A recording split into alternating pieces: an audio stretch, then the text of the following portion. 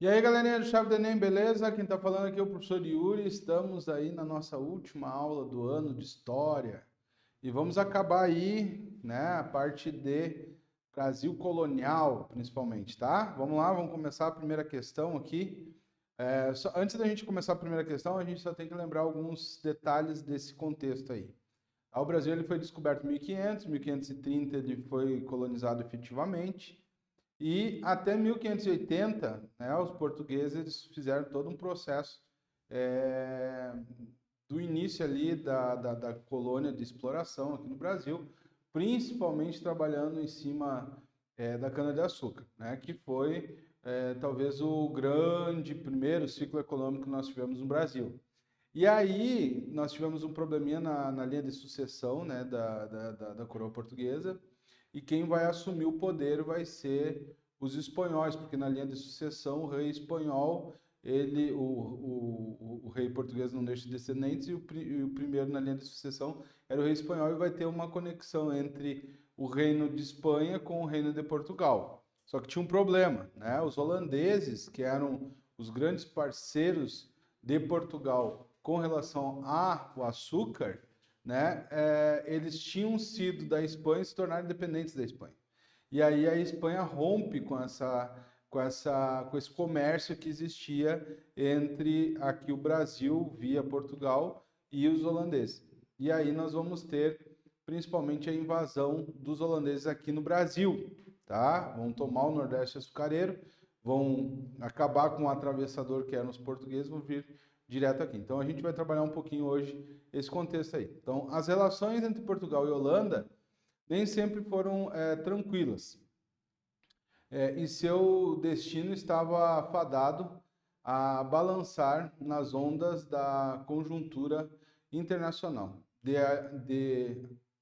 aliado de Portugal, a Holanda passou a contendora e nesse papel é que decidiu invadir a rica colônia dos portugueses. Já expliquei para vocês o porquê. Assinale a alternativa que apresenta a conjuntura internacional responsável por transformar Portugal e Holanda em rivais. Tá? Então, no fim das relações comerciais entre Portugal e Inglaterra, importante aliado da Holanda em função do bloqueio continental. Né? Não foi nesse período aí, a gente sabe disso. A passagem do trono português para os espanhóis e inimigos dos holandeses, período conhecido como União Ibérica. Já deu um spoiler, você já sabe que essa daí é a correta. Mas vamos para C para ver o que fala as outras ali. A assinatura do Tratado de Methuen aconteceu, mas não nesse período, tá? Que desrespeitava o acordo tácito de exclusividade comercial entre Portugal e Holanda. Né? Na verdade, foi com a Inglaterra. E D, o domínio do financiamento da produção do açúcar nas Antilhas por empresas portuguesas que a Companhia das Índias Ocidentais, tá? Com a Companhia das Índias Ocidentais. O que aconteceu? Quando os holandeses foram expulsos do Brasil, tá? Eles levaram o conhecimento do cultivo da cana-de-açúcar para as Antilhas holandesas. Foi aí que o Brasil começa a entrar em decadência no que diz respeito à questão da produção da cana-de-açúcar. Porque, como os holandeses tinham o comércio da cana-de-açúcar, né, o comércio era deles, quando eles passaram a ter também a produção do Brasil ficou afetada. Né? Então, isso trouxe um problema bem sério para os brasileiros. E aí depois, mais tarde, com esses endividamentos por causa da questão, né, dessa concorrência com o açúcar holandês, é que o Portugal vai acabar assinando o Tratado de Methuen, mas com a Inglaterra, tá? Tá? A descoberta das minas de prata em Potosí, o que incentivou a frustrada tentativa holandesa de estabelecer uma colônia na região do atual Rio de Janeiro. Não tem nada a ver com isso daí, tá? Então, a alternativa correta é a B, tá? Então, esse é o contexto dessa questão aí, tá? Essa parte é uma parte bem interessante da história do Brasil. Vamos para a próxima. O governo de Filipe I, tá? À frente do reino português, agora a gente vai trabalhar um pouquinho mais esse contexto mais específico, tá? Marcou o início da União Ibérica, período em que os dois reinos ibéricos foram governados pelo mesmo soberano, no caso ele. Após a Guerra de Sucessão Portuguesa. Este mesmo monarca, chamado Filipe II, da Espanha, originou a dinastia filipina. Tá? Em relação ao Brasil, a chegada do rei espanhol ao trono português teve como consequência a elevação do Brasil a vice-reino, tal qual os demais vice-reinados da coroa espanhola possuíam na América, a ocupação do litoral brasileiro na região sudeste, no Rio de Janeiro e em São Paulo por espanhóis, a elevação do Brasil à categoria de Reino Unido Portugal, unido a Portugal e a Espanha, o que apresentou a independência da colônia, e a ocupação do litoral do Nordeste no Brasil pelos holandeses que pretendiam retomar o comércio do açúcar. Tá? Então, devido àquela observação que eu já fiz no início, ficava claro que a alternativa D é a alternativa correta. Tá? Então, o que vai acontecer? Volto a repetir, marcar bem isso daí para que vocês não esqueçam, quando os espanhóis assumiram o trono português, né, ficou prejudicado esse comércio com os holandeses, porque a Espanha não quis manter as relações comerciais com os holandeses devido a problemas anteriores com relação à questão da saída deles do Reino de Espanha. Tá? Vamos para a próxima, então. A expressão "isso é coisa de boi voador", tá? Isso é coisa de boi voador. Tem uma história muito interessante com relação a isso. É comum em algumas regiões brasileiras e é utilizada para se referir a falsas promessas políticas. Essa expressão remonta aos tempos do governo de Maurício de Nassau. Período da história brasileira que ficou conhecida como Brasil holandês. Tá? São efeitos do governo de Maurício, tá?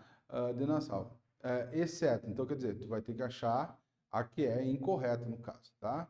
Então, estimulou a produção açucareira, concedendo empréstimos aos senhores de engenho.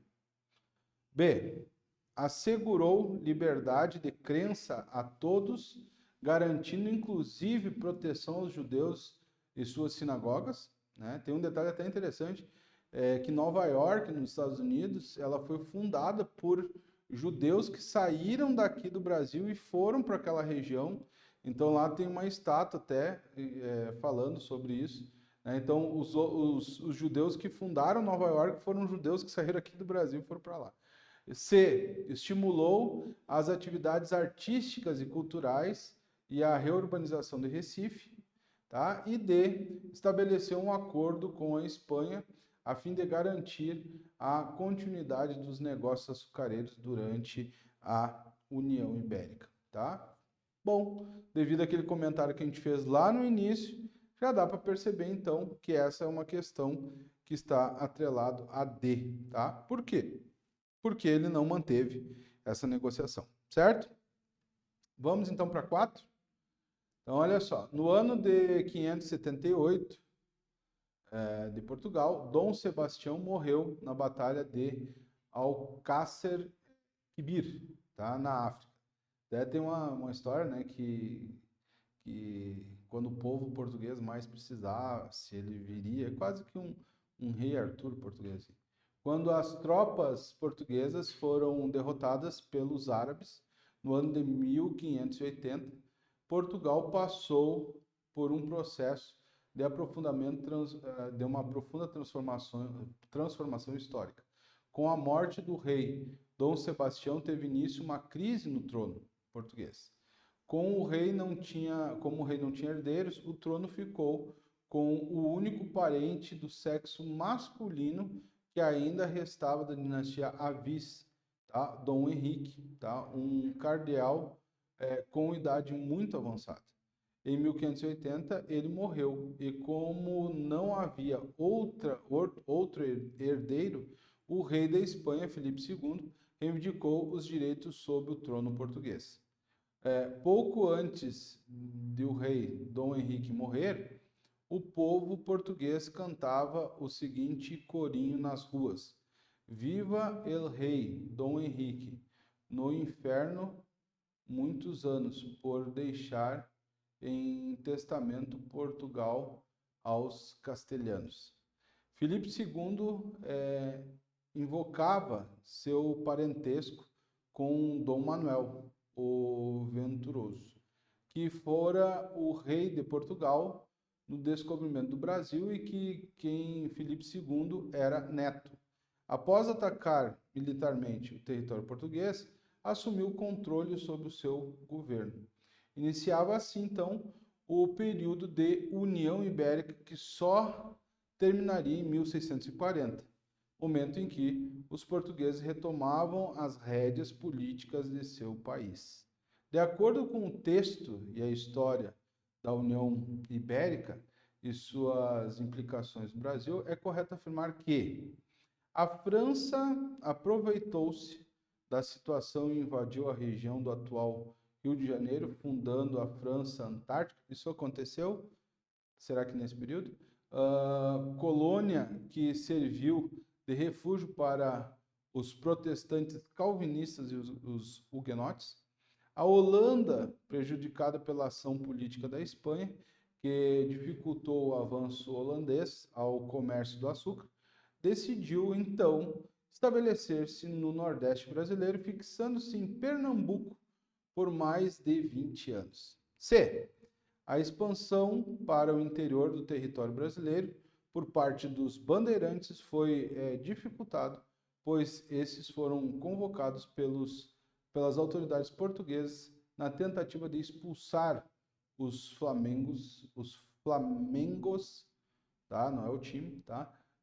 Do Nordeste.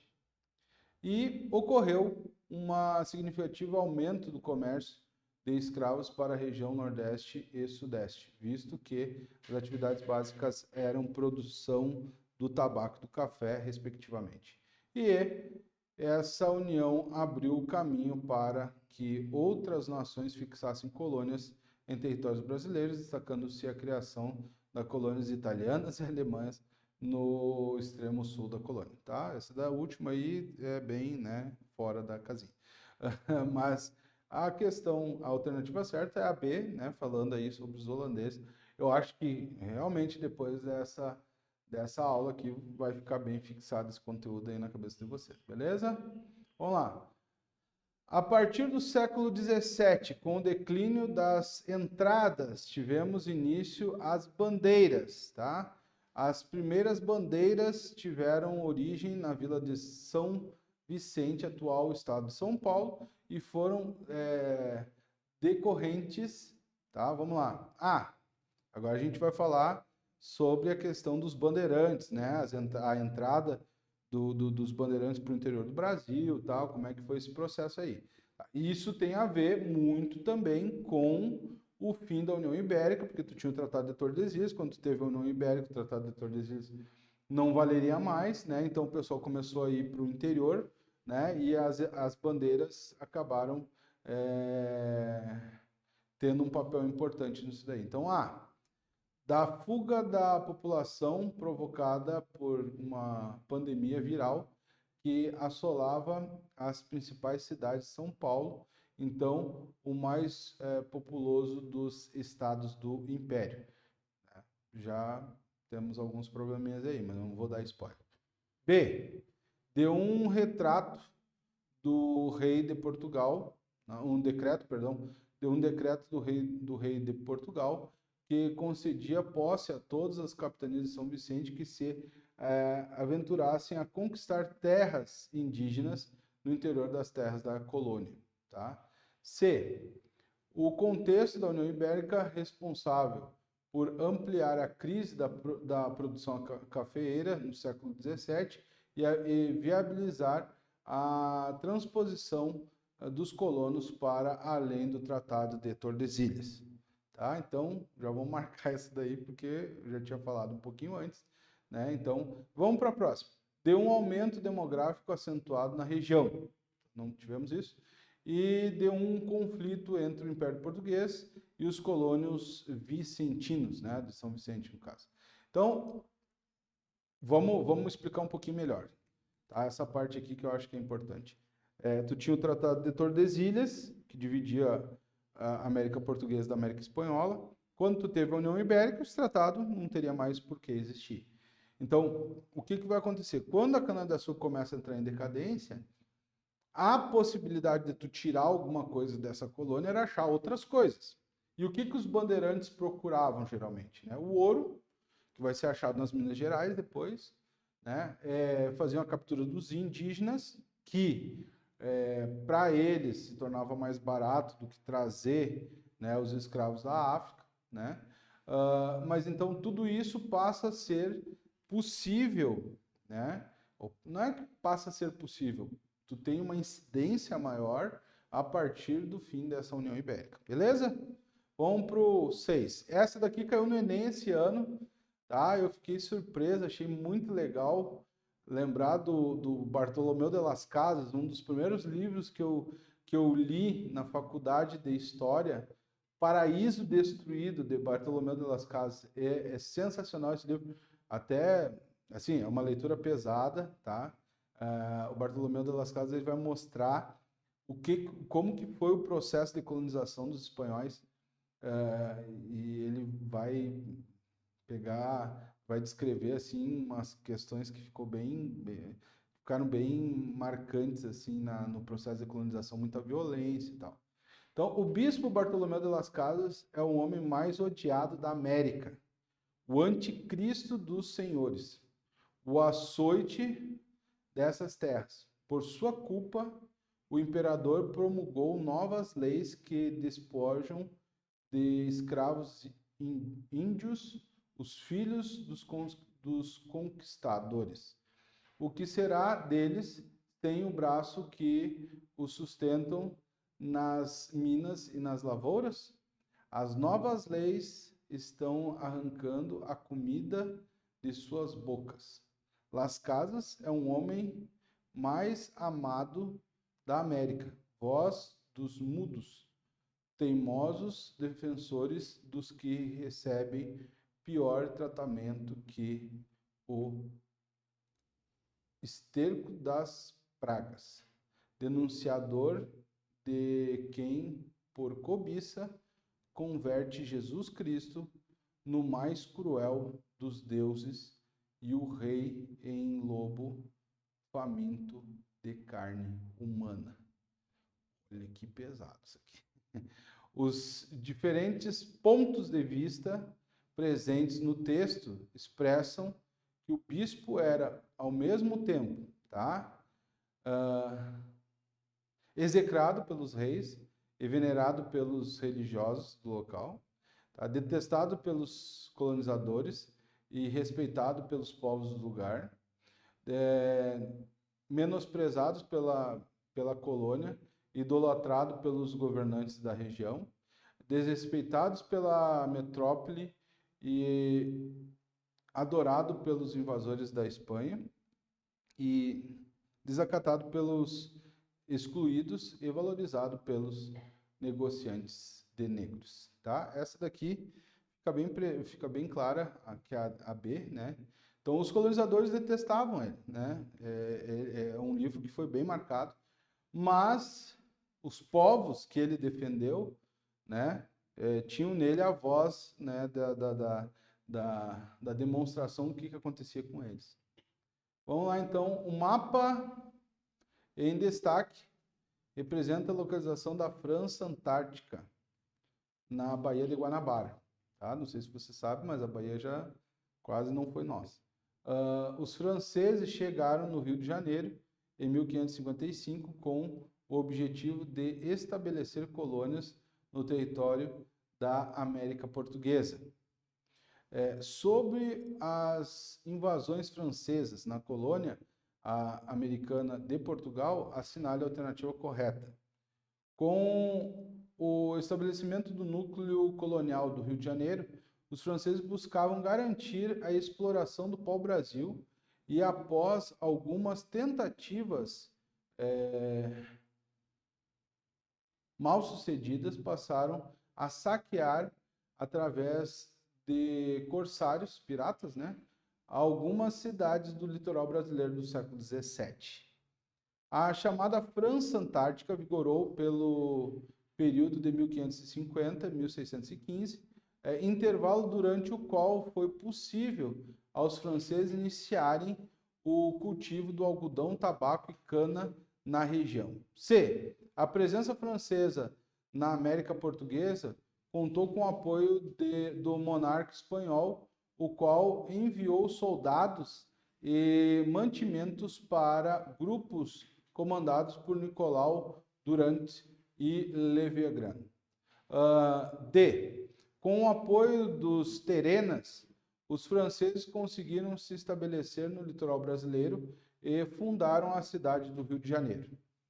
E, em 1560, Henrique II, monarca francês, firmou um acordo com Catarina da Áustria para que os franceses deixassem a região da Baía de Guanabara e estabelecesse uma colônia no Maranhão.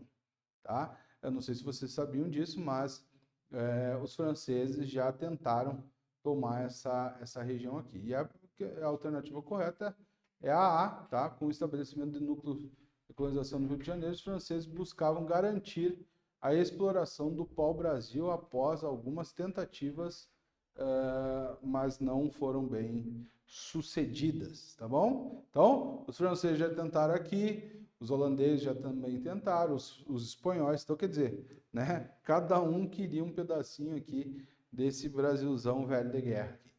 Por que será, né? Por que será? A pecuária, no contexto da economia colonial, pode ser entendida como uma tentativa fundamental na produção da ocupação territorial do espaço brasileiro. O gado, gurizada, é um bem semovente, é um bem que se move. Então é muito fácil de tu tocar ele, né? Então o que faziam naquela época, né? Eles iam indo com o gado, formava ali uma propriedade rural, né? Fundava ali uma estalagem, uma vilinha, e assim ia, e aí o pessoal ia levando um pouco mais para lá da fronteira e, né, as fronteiras do Brasil foram grandemente alargadas a partir do gado, né, que é um bem semovente, como, né, eu já falei. Para quem não sabe, bem semovente é um bem que se move, né? Então tu vai levando, e aí, né, tu conseguir ampliar as fronteiras. Acerca dessa atividade da colônia, é correto afirmar a ocupação e o povoamento da região litorânea, no Nordeste, também como no Vale do Rio Amazonas e seus afluentes, ocorreram em razão da pecuária. A pecuária era uma atividade voltada para o mercado externo, sendo a carne, o couro exportados, principalmente para a Europa. A pecuária era uma atividade fundamental em uma estrutura agrária baseada no trabalho da população escravizada africana. E D, a carne era o principal produto dessa atividade, destinada ao mercado interno e o consumo pela população das fazendas, povoados, vilas e cidades. Tá? Naquela época a gente não tinha uma conservação ainda muito boa de carne, a não ser o charque, né? Então a alternativa correta passa a ser a alternativa D. Deixa eu apertar aqui. A D. Tá bom, pessoal? Espero que vocês tenham gostado aí das nossas aulas durante esse ano. Tenham boas férias, tá? Descansem bastante para que o ano que vem aí a gente se encontre aí no segundo ano. Tá bom? Um grande abraço, um bom final de ano, bom Natal, um bom ano novo. Esperamos que todos vocês descansem bastante até o ano que vem. Valeu!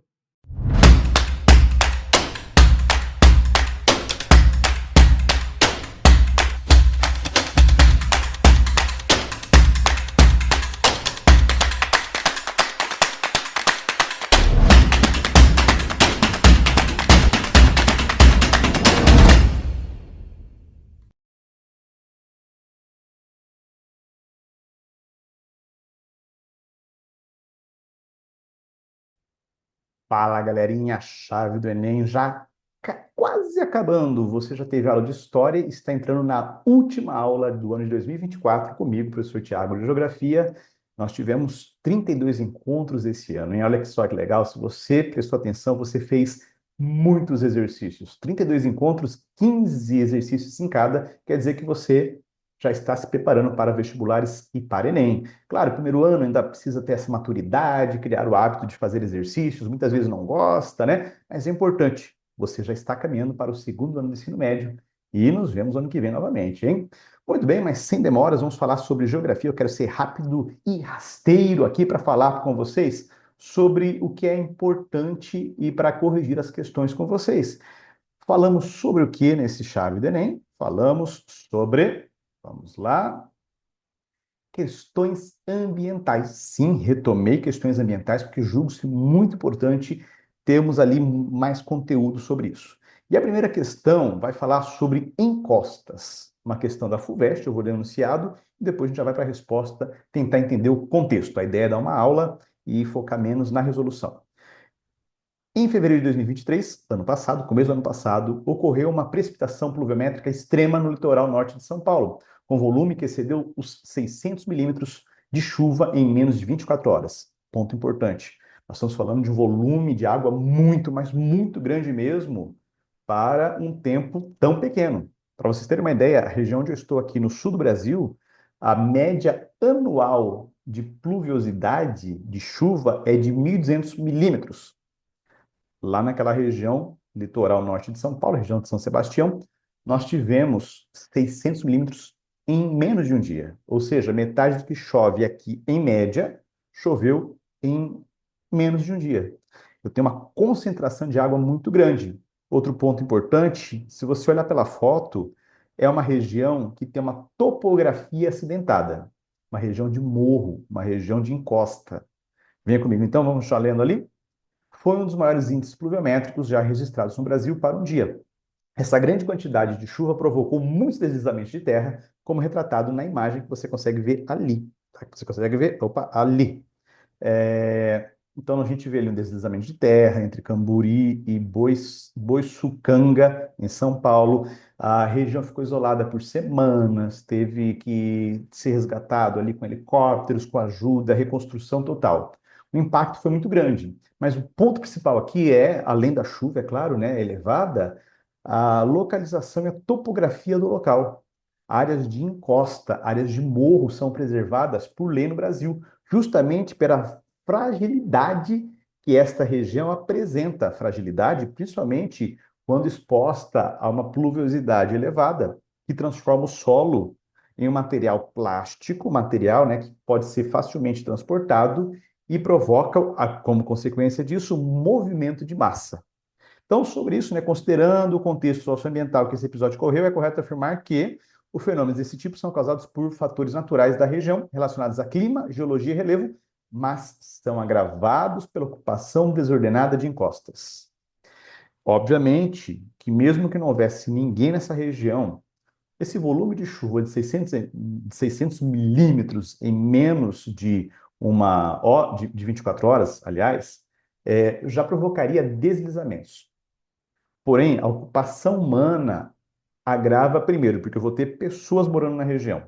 E segundo, vamos pensar no litoral do Rio de Janeiro, outras regiões do Brasil, onde as cidades chegaram às beiras de encostas.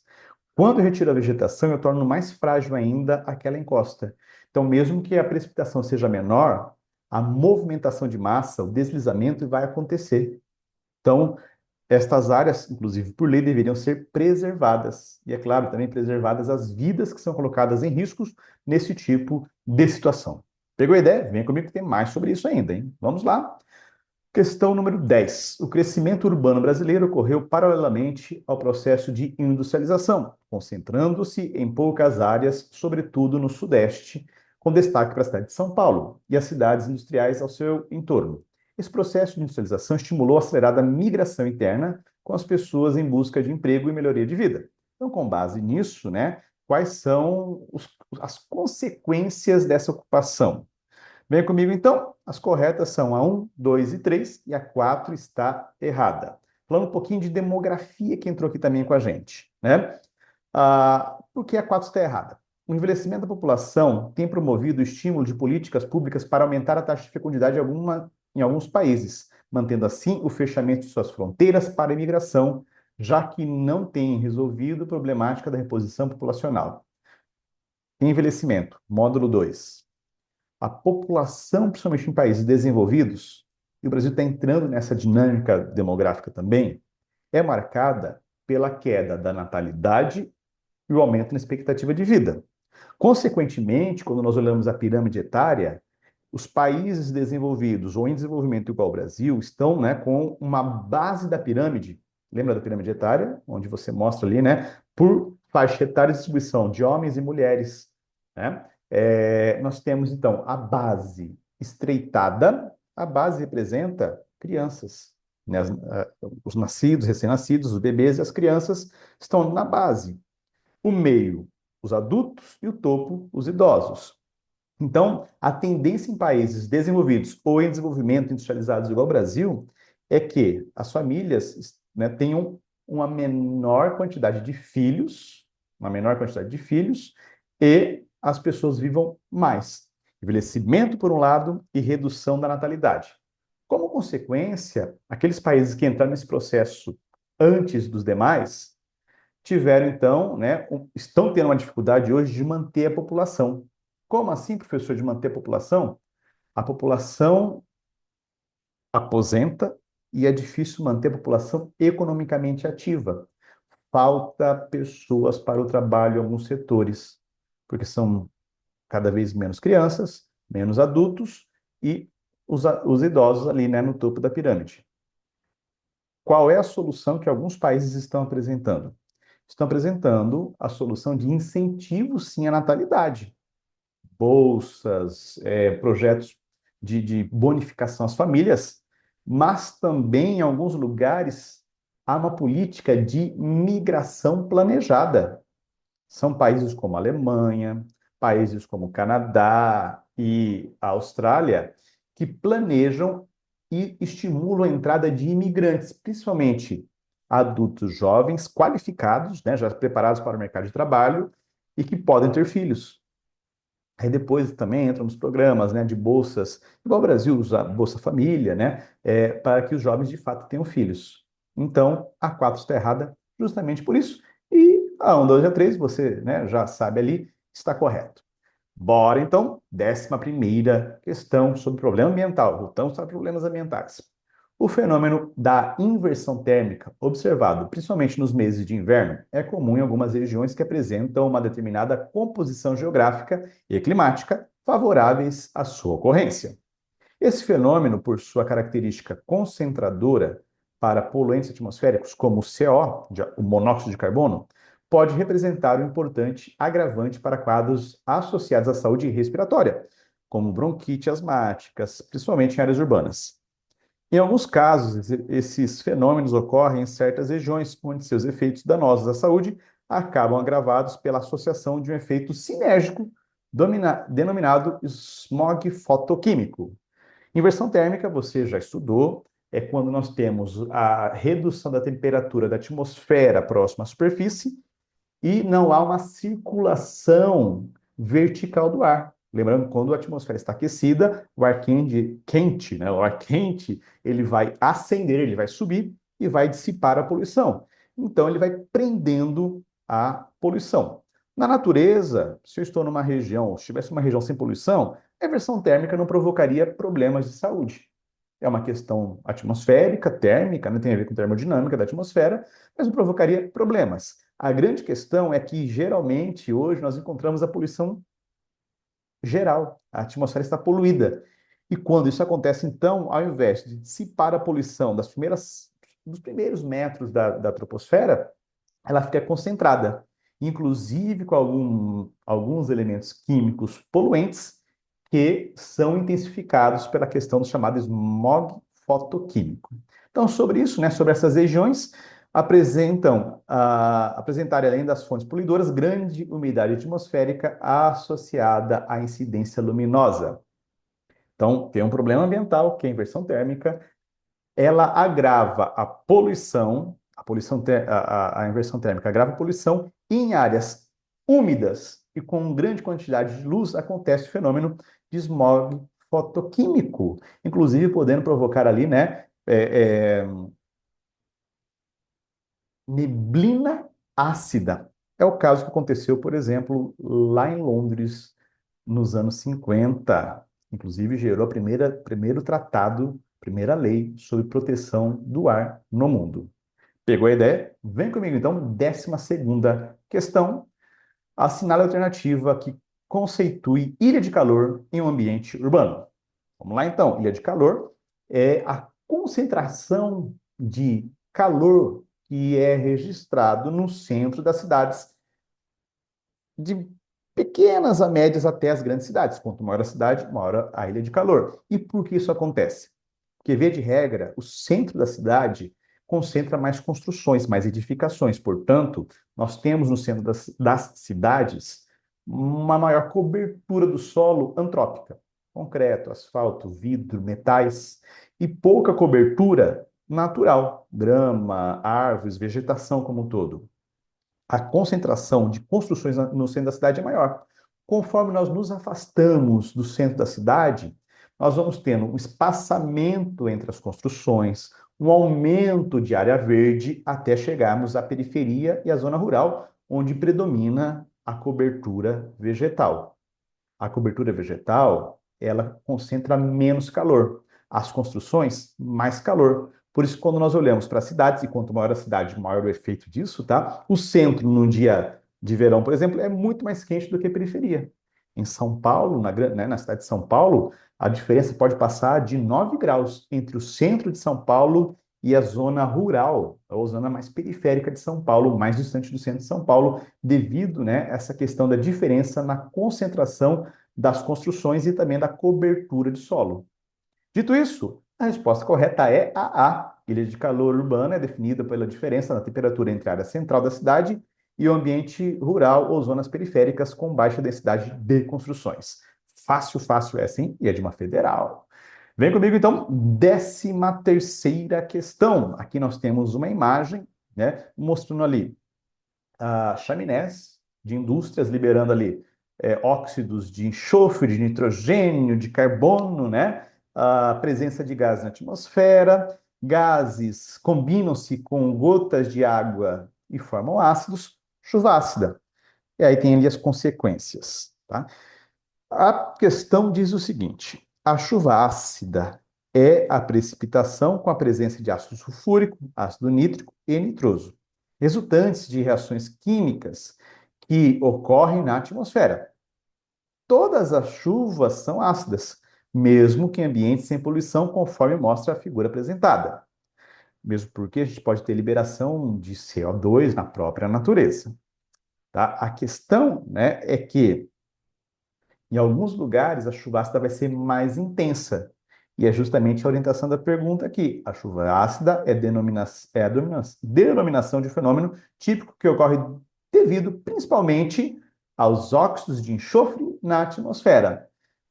Isso quer dizer, então, que ela vai ser maior quando eu tenho indústrias ou quando eu tenho uma área onde a queima de combustíveis fósseis é maior.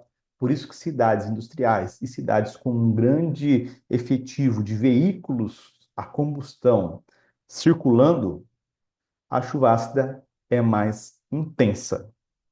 Pegou a ideia? Lembra, né? A chuva ácida ela pode acontecer naturalmente, mas ela é intensificada principalmente pela queima de combustíveis fósseis. Vamos então lá, 14ª questão. Então nós temos aqui um mapa de desmatamento, nós temos as áreas verdes, as áreas mais rosas. Isso aqui já é uma questão um pouco mais antiga, mas o tema é atual, super atual, né? Nós podemos ver ali, no meio da região da Amazônia Legal, linhas, né, áreas de desmatamento que seguem alguns padrões. Quais os principais padrões? Alinhamento de estradas, o desmatamento ele vai acontecer, né, das estradas para as periferias das estradas, porque quando eu tenho a abertura de uma estrada, eu possibilito a entrada e a fixação do ser humano, e ele vai ali, né, se instalando e ampliando o desmatamento. O porquê a gente já vê na resposta. E também ao longo de alguns rios, né, no caso ali do estado do Amazonas, do Pará, que depende muito, né, da navegação para poder aconteceu o deslocamento das pessoas. Então, o mapa apresenta um exemplo de correlação positiva entre as distribuições espaciais de dois processos.